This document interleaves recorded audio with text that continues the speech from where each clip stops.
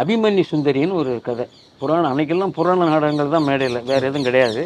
அந்த அபிமன்யு சுந்தரி நாடகத்தை அவர் ஏதோ ஒரு அம்மானை பாட்டு புஸ்தகத்தை வாங்கிட்டு வந்து வெளியிலேருந்து அதை வச்சு அபிமன்யு சுந்தரி நாடகத்தை எழுதிட்டார் ஒரே ராத்திரியில். எந்த ஆசிரியரும் செய்யாத சாதனை. தெய்வீகமான ஒரு பவர் உள்ளவர் அவர். அவர் எழுதினாரா இல்லை சாமி வந்து எழுதி கொடுத்தாங்களா அவருக்கு ஏதான்னு தெரிலங்கிற மாதிரி 4.5 மணி நேரம் நடக்கக்கூடிய நாடகத்தை அடித்தல் திருத்தல் இல்லாமல் நிறைய பாடல்களோட அபிமன்யு சுந்தரத்தின் நாடகத்தை இரவில் எழுத தொடங்கினவர் விடிகாலம்புற 4:30 மணிக்கு எழுதி முடிச்சுட்டாரு. தூங்கிக்கிட்டு இருக்கார்.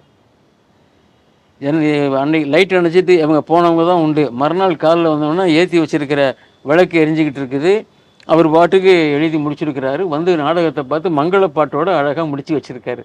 இந்த அதிசயத்தை பார்த்து இந்த குழந்தைகள்லாம் அப்படியே ஆடி போயிட்டாங்க. அப்போ சண்முகம் நீ தான் நடிக்கணும் அபிமன்யுவா சொல்லி அபிமன்யு சுந்தரி நாடகத்தில் நடித்து அப்பாவுக்கு ரொம்ப பேர் அதில். அதில் சுவாமிகளுடைய நெருக்கமான ஒரு மாணவர் ஆயிட்டார்.